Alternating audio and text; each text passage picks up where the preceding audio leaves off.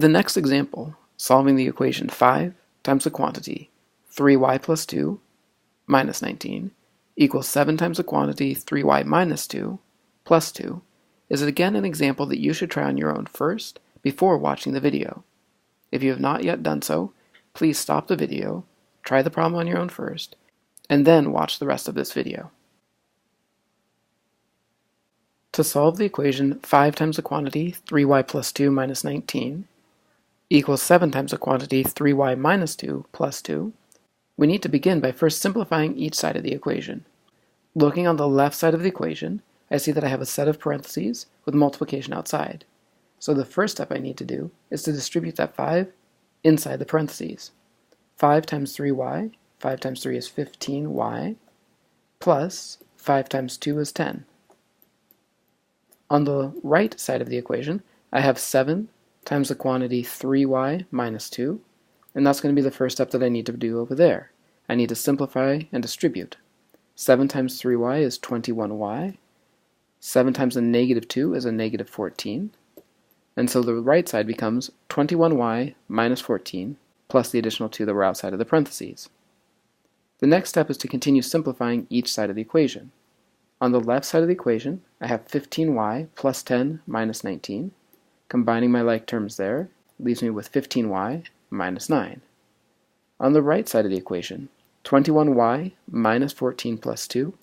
Again, combining the like terms leaves me with 21y minus 12. Now that each side of the equation is simplified, I want to isolate the variable terms to one side and the numbers to the other. I'm going to choose to move the variables to the left side of the equation, which means I need to remove the 21y from the right side. To remove 21y, I need to subtract 21y, which is the opposite of having the positive 21y. As always, if I subtract 21y from one side of the equation, I need to subtract the same value from the other side.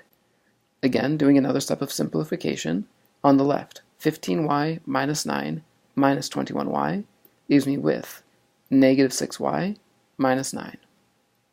On the right side of the equation, 21y minus 12 minus 21y leaves me with negative 12. We've now moved all the variables to the left side, but we've not yet isolated them. Currently, I have negative 6y minus 9 on the left side of the equation. To cancel out that minus 9, the opposite of subtracting 9 is adding 9. So I will add 9 to both sides of the equation.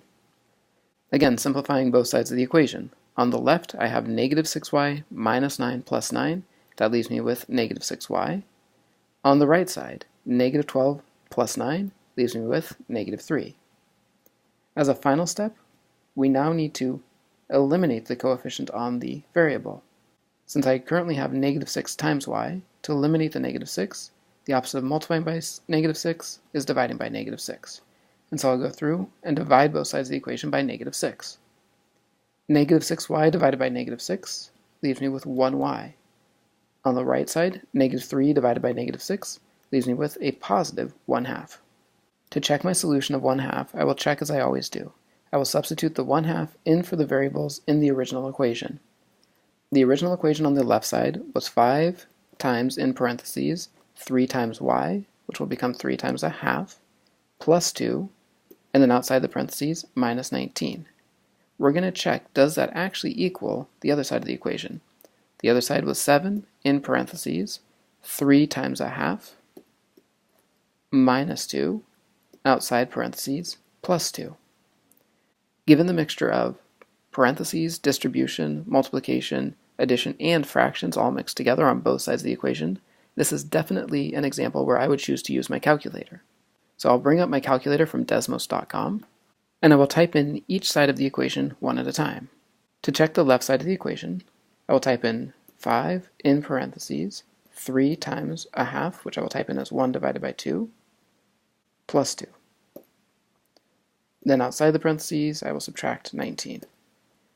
The calculator returns that this value is negative 1.5. Clearing this out, I will now check the other side of the equation. 7 in parentheses, 3 times 1/2, again 1 divided by 2, minus 2, close parentheses, plus 2. Again, I see that the calculator returns that this value is also negative 1.5.